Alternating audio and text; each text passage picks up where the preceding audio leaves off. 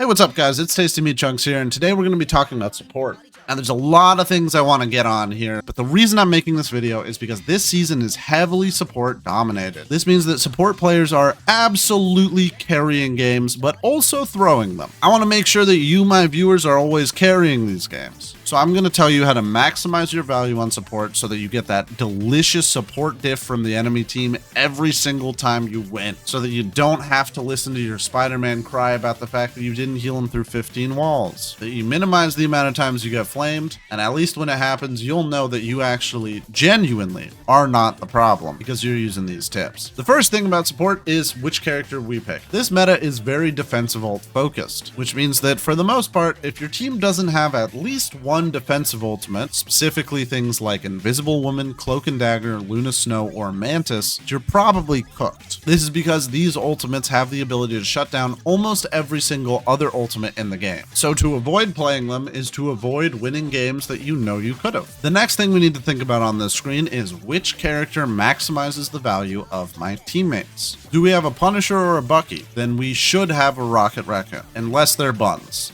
But that comes later. Do we have a Namor on the team? Luna Snow would probably be the right pick. In most situations, Luna Snow is the right pick. But even thinking beyond our team-up abilities, right? Do we have a lot of characters that want to play a long-range poke game? Well, Invisible Woman's probably going to do pretty good with that. Mantis might not. Do we have a dive character that's going to be super deep in their backline? Well, Luna Snow Ice Cube stuck to their butt the entire game will make them basically unkillable. And you don't have to worry about them saying, I need healing from 15 walls away, because you can actually heal them from the 15 walls away. Look at that. What's that? They still said they died because they didn't have enough healing? Can't heal stupid. Is your team playing very close together and brawly? Well, then a character like Rocket would probably do pretty good. Are there ledges that you can throw teammates and enemies off of? Well, then Jeff will be good. I'm sorry, I'm really trying to think of positives to say about Jeff for this video to keep it general, but he does kind of suck butt right now. All right, so we've maximized our pick for ourselves. We've maximized our pick for our team. The next thing is we need to maximize how we're playing this character. The big thing that we're going to focus on here is positioning, cooldown management, and ult usage. For positioning, we want to put ourselves in a spot that makes us the hardest person to hit on our team while still giving us as close to full value on every cooldown as we can. A great rule of thumb from the Overwatch days that I use to get better at my positioning, which I'm going to try and translate into Marvel Rivals terms, is if a Scarlet Witch started ulting right this second, are you safe? If the answer is no, you are in a bad position. Because if you're in a good position, you can just duck into cover real quick and be totally safe. This means that every time that you die, you should reflect on where you were. Was there a spot where you could have still done just as much value while being a bit safer? That's what's going to win you more games. It's not the crazy carrying, it's that extra 10 to 15% of survivability you get when you position yourself a little bit better. The next thing is our cooldown management. Your team relies on you as a support to keep them up. You don't want to be relying on your team to keep you up. This means anytime that you find yourself asking for more appeal, for people to guard you, for people to swap to keep you up, this means you are playing your character incorrectly, or you are playing the wrong character. If there was a character that has a more survivable option to deal with that, yeah, go for that. And if you still think you do need those things, if you are relying on your team, that's great, but recognize the fact that it's because of the fact that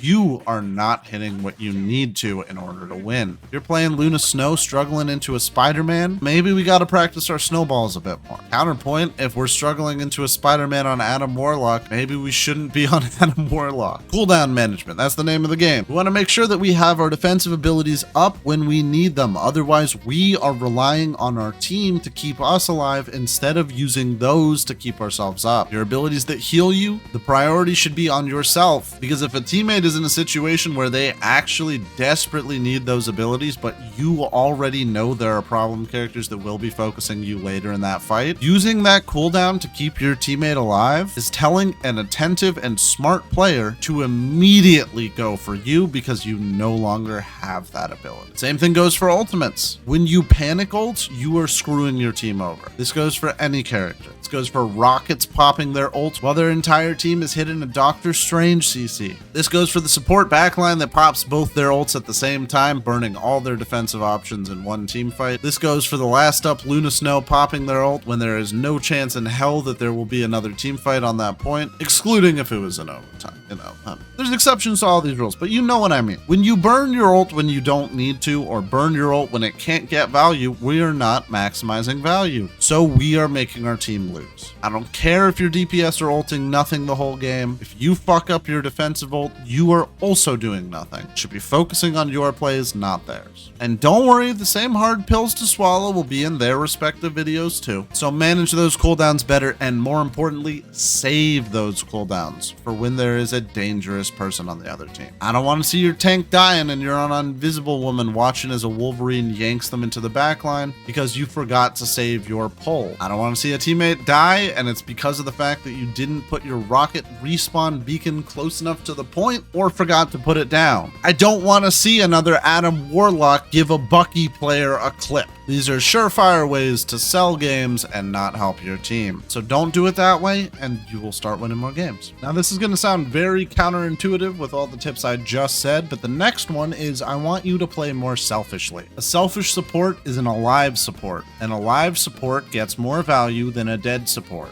This is the hardest part about playing the role. There are times where you can give a bit more value to your team by putting yourself in a much riskier position, but there are many more times where by playing carefully and letting your teammates make those mistakes, you will make less mistakes for your team as a whole. Does this mean you should play KD and keep yourself alive the entire game? No, you should still be taking some risks. Keyword there is some. You are taking a ton of risks in order to play very dangerously to keep up people that are not playing carefully on their own. Not only are you reinforcing that dangerous and bad behavior on their end, you are also making yourself play worse in order to keep them up. If they're playing a dive character correctly, they should be disengaging to you to get heals or to health packs. You should not need to put yourself in a really bad position in order to keep them up. If a team fight looks dead, calming that to your team and retreating to regroup is kind of your job. Back in the Overwatch days, the main support player generally was relied on as someone who would make the calls for the team to make certain plays. That carries over into this game because they are playing very similar jobs. So your team needs you to be a bit of a shot caller here, to be a bit more attentive, to help make the plans. If you're playing with your brain off on support, you are playing the role wrong. Go play like Punisher or something if you're going to do that. I don't know.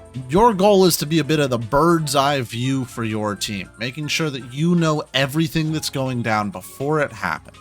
You know what cooldowns are dangerous to look out for, what your solutions to those will be. And yeah, that means that a lot of the time you are going to let your teammates die because you know that your team needs you to stay alive more than they need that player to for the mistake they made. And sometimes it isn't even a mistake. If you have a player on your team that just swears they need to int in the backline, by shifting your focus to keeping up the players on your team that aren't inting in the backline, instead of overextending to try and keep them up, you will win more games because realistically one player usually can't sell a game on their own. That goes for all the roles. Just because your other support seems to be chugging glue in the back doesn't mean you need to lose this one. Lock in, focus on yourself, and you'll be able to carry so hard that it won't matter that they're inting. And if you're playing a character that can't carry on that basis, that might be time to swap. Because I know you can carry these games. You just have to figure out which is the best way to do so. And for my final support tip,